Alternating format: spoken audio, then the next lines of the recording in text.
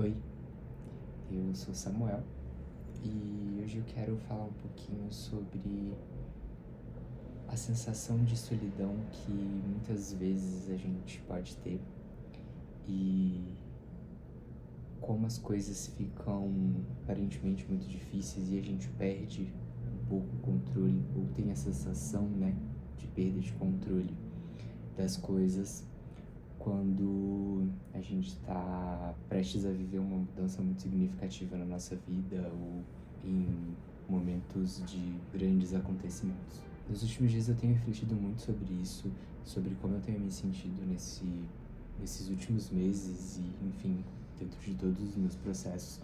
E uma coisa que eu sempre acabo pensando sobre é essa sensação de solidão. Eu me pergunto muitas vezes se eu realmente estou sozinho ou se eu estou com essa sensação de estar sozinho, porque eu acredito no fundo e eu busco cultivar muito essa ideia de que é só uma sensação, que a gente de fato não tá sozinho. Eu acredito que a gente, mesmo que se afastando de pessoas e de ambientes, de lugares que a gente costumava estar, ou deixando de estar com muitas pessoas ao mesmo tempo, não acho que isso signifique que a gente esteja sozinho.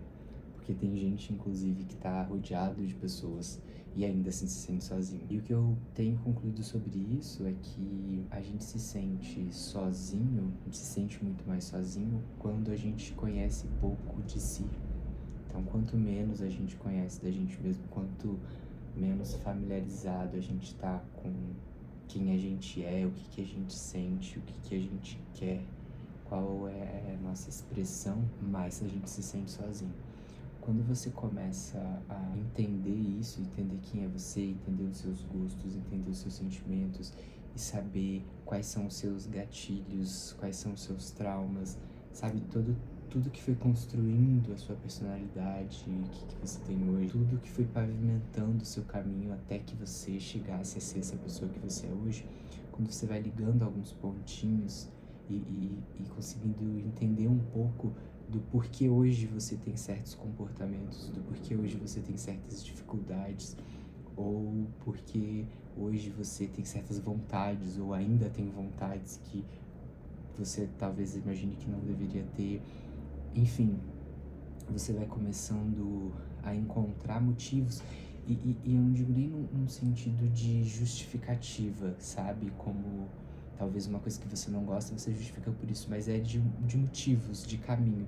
Porque eu acho que nada é nada de um dia pro outro, a gente não se torna qualquer coisa que seja da noite pro dia. A gente tem uma identidade que vai sendo construída durante a nossa vida com base nas nossas vivências, com a nossa relação com o externo, com o interno, com o ambiente.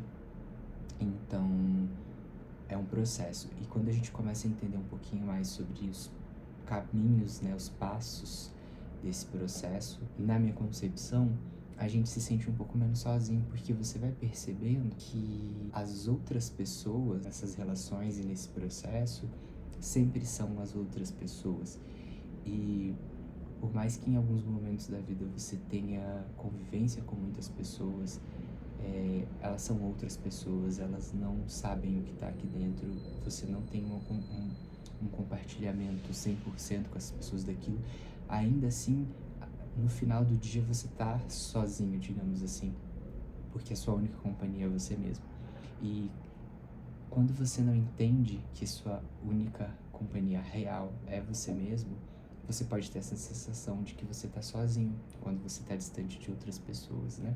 E eu tenho refletido muito sobre isso e percebendo que isso é uma verdade pra mim. Obviamente eu não tô aqui pra dizer nenhuma verdade absoluta, isso é uma percepção minha, uma reflexão do que eu sinto e faz sentido, pode fazer para outras pessoas. Mas o que eu tô querendo dizer, então, o que eu quero refletir hoje sobre é essa questão, então, dessa sensação de solidão, que acho que é realmente uma sensação e não um fato. E uma outra coisa também que tenho pensado muito, e eu já vi algumas pessoas falando sobre isso, é que quando você tá prestes a mudar drasticamente alguma coisa na sua vida, ou alguma coisa muito grande tá para acontecer, parece que as coisas ficam mais difíceis, sabe? Como se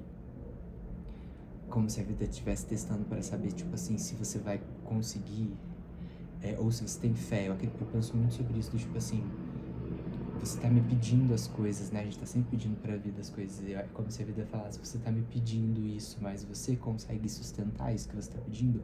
Ou a fé que você tem de que você vai conseguir isso, ela se sustenta? Você consegue manter acreditando que você vai conseguir, mesmo que você não consiga ver isso, ou mesmo que o que você esteja vendo agora seja o completo oposto daquilo que você está pedindo, sabe?